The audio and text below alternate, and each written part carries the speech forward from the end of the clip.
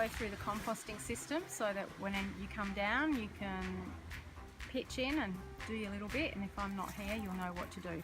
So we've set the compost bays up from week 1 through to week ready.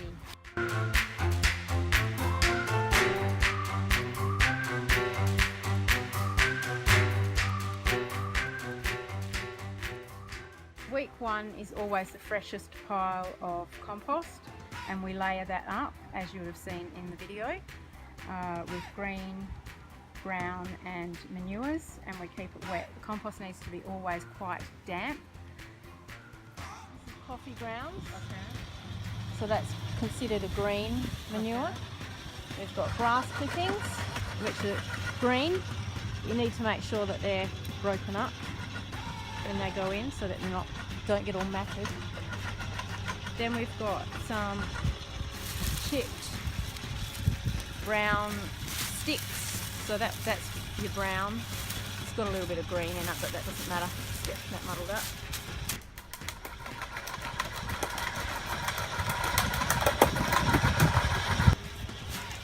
Straw, that's considered a brown manure as well. And we can also use shredded paper, so that's your brown as well.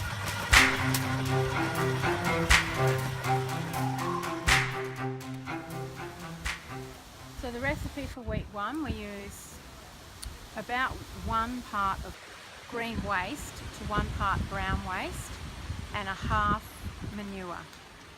So your green wastes are your lawn clippings, coffee grounds, although they look brown, they're actually green, because it's green waste is when you harvest something. Is it green when you harvest it? So that's why we call that green.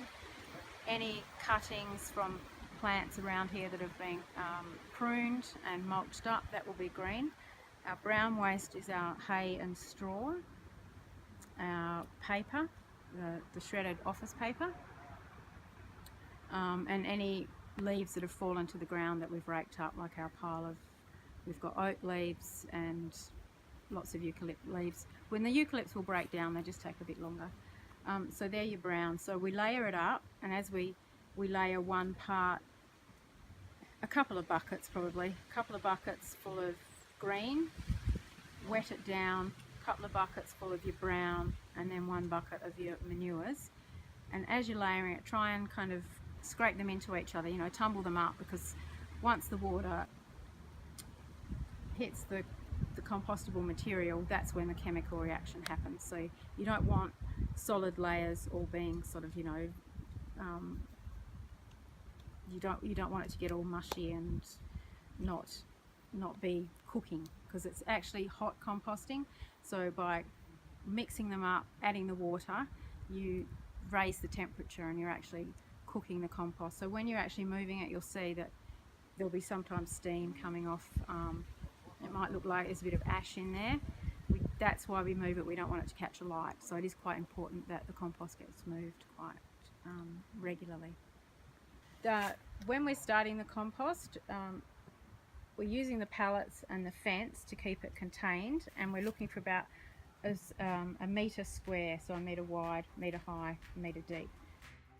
After 7 to 10 days, each compost bay needs to be moved on. So we start at the end. So in this instance, we'll start at week 4, and we will take the covers off, fork the compost out into the ready bay.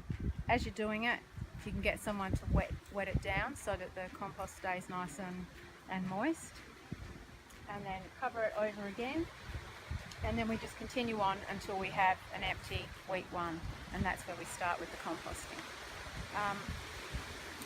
Never put any kitchen scraps into these compost bays.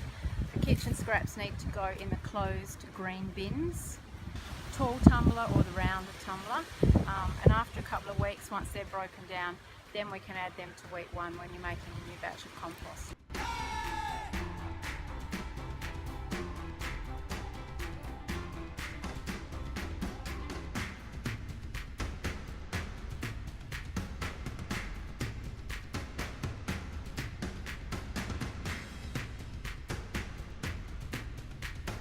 Easy, simple, done.